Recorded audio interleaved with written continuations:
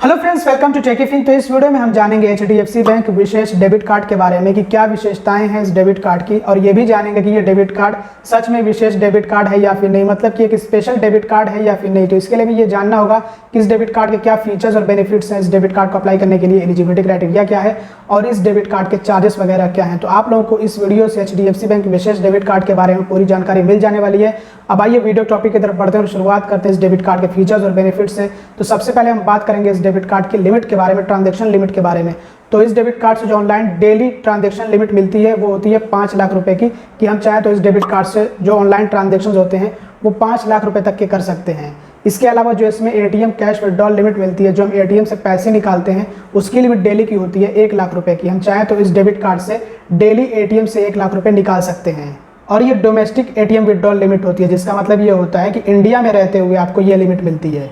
इसके अलावा HDFC bank की तरफ से ये फैसिलिटी मिलती है कि हम चाहें तो POS मशीन यानी कि पॉइंट ऑफ सेल मशीन से भी कैश विड्रॉल कर सकते हैं, कैश निकाल सकते हैं। लेकिन इसमें पर डे की जो लिमिट होती है वो मैक्सिमम 2000 की होती है, कि हम सिर्फ 2000 रुपये तक ही POS मशीन से कैश निकाल सकते हैं। और पर मंथ ये लिमिट होती है 10,000 रुपये तक की, कि महीने भर में हम POS मशीन यानी कि पॉइंट ऑफ सेल मशीन से मैक्सिमम 10,000 रुपये तक कैश निकाल सकते हैं। और इस डेबिट कार्ड में डायनेमिक लिमिट्स भी मिलती है, जिसका मतलब ये होता है कि जो इस डेबिट कार्ड में आपको लिमिट दी गई है ट्रांजैक्शन की, अगर आप उस लिमिट को क्रॉस भी कर जाते हैं तब भी कुछ ऐसे ट्रांजैक्शंस होते हैं कि वो रिजेक्ट नहीं होते हैं, वो फेल नहीं होते, वो ट्रांजैक्शन कंप्लीट हो जाते हैं। जैसे कि इस डेबिट कार्ड की जो परचेस लिमिट है, जो ऑनलाइन ट्रांजैक्शन लिमिट है, वो डेली 5 लाख रुपीज़ की है, कि हम चाहें तो डेली इस डेबिट कार्ड से 5 लाख रुपए ऑनलाइन खर्च कर सकते हैं, परचेस वगैरह कर सकते हैं इस डेबिट कार्ड से।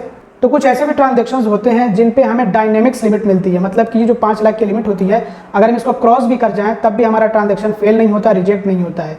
तो कौन कौन से ऐसे ट्रांजैक्शंस हैं, जैसे कि airlines, education, electronics, medical, travel, tax payments and insurance. तो ये कुछ ऐसे ट्रांजैक्शंस हैं जिन पे हमें डायनेमिक लिमिट्स मिलती हैं। और अब बात कर लेते हैं इस डेबिट कार्ड के मेन बेनिफिट्स की। तो इस डेबिट कार्ड से टेलीकॉम और यूटिलिटीज पे हर 100 रुपये खर्च होने पे 1 कैश पॉइंट मिलेगा, जिसकी वैल्यू होगी 1 रुपये के बराबर। टेलीकॉम का मतलब होता है रिचार्जेस वगैरह, और यूटिलिटीज़ का मतलब होता है कि जो बिल पेमेंट्स होते हैं, जैसे कि वाटर कनेक्शन का, गैस कनेक्शन का या फिर इलेक्ट्रिसिटी कनेक्शन का। तो इस तरह के जो बिल पेमेंट्स होते हैं उन पे हर 100 रुपये खर्च होने पे 1 कैश पॉइंट मिलेगा, और रिचार्जेस वगैरह पर भी हर 100 रुपये खर्च होने पे 1 कैश पॉइंट मिलेगा। इसके अलावा grocery, supermarket, restaurants, apparels and entertainment पे हर 200 रुपये खर्च होने पे 1 कैश पॉइंट मिलेगा। लेकिन ये जो कैश पॉइंट्स होते हैं, जिनको हम कैशबैक्स भी कह सकते हैं, इन पे लिमिट होती है कि पर मंथ हमें ज़्यादा से ज़्यादा 750 कैश पॉइंट्स ही मिलेंगे। और जिन कैटेगरीज पे कैश पॉइंट्स बताए गए हैं, सिर्फ उन्हीं कैटेगरीज पे कैश पॉइंट्स मिलेंगे। बाकी दूसरी कैटेगरीज पे अगर हम इस डेबिट कार्ड से ट्रांजैक्शंस करते हैं तो उन कैटेगरीज पे हमें कोई भी कैश पॉइंट्स नहीं मिलेंगे। और जिन ट्रांजैक्शंस को हम कैंसिल कर देते हैं या फिर रिटर्न कर देते हैं या फिर रिवर्स कर देते हैं, तो उन पे मिलने वाले कैश पॉइंट्स भी फिर रिवर्स कर दिए जाएंगे।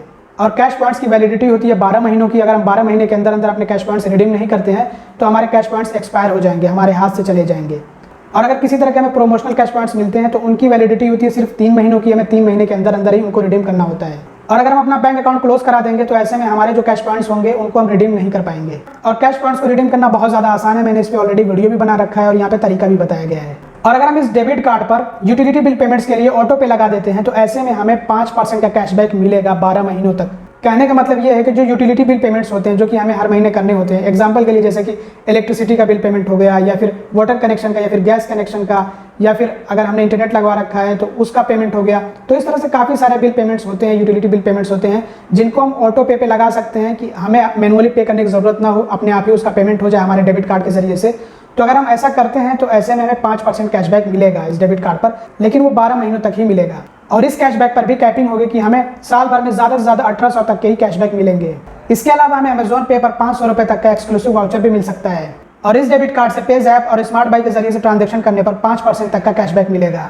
और इस डेबिट कार्ड से EMI की भी फैसिलिटी मिलती है, लेकिन ये डिपेंड करता है एलिजिबिलिटी पर। अगर आप एलिजिबल होंगे तो आपको प्री अप्रूव्ड EMI लिमिट दी जाएगी, जिससे आप इस डेबिट कार्ड से EMI कर सकते हैं, करा सकते हैं EMI। तो अगर आप एलिजिबल होंगे तब आपको ऑफर दिया जाएगा। और फ्यूल सरचार्ज रिवर्सल भी मिलता है इस डेबिट कार्ड से। अब बात कर लेते हैं इस डेबिट कार्ड में मिलने वाले इंश्योरेंस कवर्स के बारे में, क्योंकि इस डेबिट कार्ड में आपको काफ़ी सारे इंश्योरेंस कवर्स भी मिलते हैं। जैसे कि डेथ कवर मिलता है बाय एयर, रोड और रेल का, जो कि 12 लाख रुपए तक का होता है। इसकी डिटेल्स आप यहाँ पे चेक कर लीजिए, कुछ इसके टर्म्स एंड कंडीशंस भी होते हैं वो आप देख लीजिए यहाँ पे। इसके अलावा एडिशनल इंटरनेशनल एयर कवरेज भी मिलता है 3 करोड़ रुपए का, लेकिन इसके लिए इस डेबिट कार्ड से एयर टिकट परचेस करना जरूरी है। तो जब इस डेबिट कार्ड से एयर टिकट परचेस होगा तो तब मिलेगा 3 करोड़ का इंटरनेशनल एयर कवरेज, जो कि तब तक वैलिड रहेगा जब तक आप इस डेबिट कार्ड से परचेस किए हुए एयर टिकट से ट्रैवल करते हैं। इसके अलावा आपको fire and burglary protection cover भी मिलता है, जिसका मतलब ये होता है कि आपने इस डेबिट कार्ड से पिछले 6 महीने में जितने भी सामान खरीदे होंगे उन पे आपको एक तरह का प्रोटेक्शन मिलेगा कि अगर वो आग से जल करके खराब हो जाते हैं या फिर चोरी हो जाते हैं तो आपको 2 लाख रुपए का इंश्योरेंस कवर मिलता है। आप क्लेम कर सकते हैं कि आपने जो है सामान जो खरीदा है वो जल गया है या फिर चोरी हो गया है, लेकिन इसके लिए शर्त यह है कि आपका डेबिट कार्ड पिछले 3 महीनों के अंदर अंदर एक बार जो है यूज़ किया गया हो परचेस ट्रांजेक्शन के लिए, तब जो आप क्लेम कर सकते हैं। इसके अलावा लॉस ऑफ चेक्ड बैगेज के लिए इंश्योरेंस कवर मिलता है 2 लाख रुपए का, जिसके लिए शर्त यही है कि डेबिट कार्ड पिछले 3 महीने में कम से कम एक बार इस्तेमाल होना चाहिए परचेस के लिए। और जो डेथ कवर वो तभी एक्टिव रहेगा जब ये डेबिट कार्ड 30 दिनों में मतलब 1 महीने के अंदर अंदर कम से कम एक बार इस्तेमाल हो, तो चाहे वो ऑनलाइन इस्तेमाल हो या फिर ऑफलाइन इस्तेमाल हो। और जीरो लाइबिलिटी कवर भी मिलता है इस डेबिट कार्ड पे कि अगर इस डेबिट कार्ड से कोई फ्रॉड ट्रांजैक्शन वगैरह हो जाए तो उसकी लाइबिलिटी बैंक लेगा, मतलब उसकी जिम्मेदारी बैंक पे आएगी, आप पे नहीं आएगी उसकी जिम्मेदारी। बस फ्रॉडुलेंट ट्रांजैक्शन होने पे आपको रिपोर्ट करना होगा और 30 दिनों के अंदर अंदर जो भी फ्रॉड ट्रांजैक्शन वगैरह आपके डेबिट कार्ड से हुआ रहेगा उसकी भरपाई बैंक करेगा। और HDFC बैंक क्लासिक कस्टमर्स के लिए complimentary domestic airport lounge access भी मिलता है, जो कि पर क्वार्टर यानी कि हर तिमाही में 2 टाइम्स यानी 2 बार मिलेगा। और इस डेबिट कार्ड पे आपको HDFC बैंक की तरफ से टाइम टू टाइम ऑफर्स वगैरह भी मिलते रहेंगे। और इस डेबिट कार्ड पे कॉन्टैक्टलेस पेमेंट टेक्नोलॉजी भी मिलती है। और अब बात कर लेते हैं एलिजिबिलिटी क्राइटेरिया के बारे में कि इस डेबिट कार्ड को लेने के लिए एलिजिबिलिटी क्राइटेरिया क्या है, किन लोगों को ये डेबिट कार्ड मिल सकता है। तो ये डेबिट कार्ड लेने के लिए HDFC बैंक में एक बैंक अकाउंट होना जरूरी है, चाहे तो वो सेविंग्स अकाउंट या फिर सैलरी अकाउंट या फिर करंट अकाउंट हो। देख लीजिए यहाँ पे इनमें से कोई भी अकाउंट हो तो वो कस्टमर एलिजिबल होगा इस डेबिट कार्ड के लिए, वो चाहे तो ये डेबिट कार्ड अप्लाई कर सकता है। लेकिन इसको अप्लाई करने के लिए या तो आप अपने नेट बैंकिंग में चेक करिए जो आपका करंट डेबिट कार्ड है उस पर अगर अपग्रेड का ऑफर आपको मिल रहा है और उसमें ये डेबिट कार्ड आपको दिखाई दे रहा है तो आप डायरेक्टली अपने उस करंटली डेबिट कार्ड से इस डेबिट कार्ड में अपग्रेड कर सकते हैं। और अगर आपको अपग्रेड ऑफर में ये डेबिट कार्ड नहीं देखने को मिलता है तो ऐसे में आपको HDFC बैंक के ब्रांच में विजिट करना होगा और वहाँ से आपको ये डेबिट कार्ड या तो अपग्रेड करना है, अगर आपके पास ऑलरेडी कोई डेबिट कार्ड है तो उस डेबिट कार्ड को बंद करा के आपको ये वाला डेबिट कार्ड लेना है।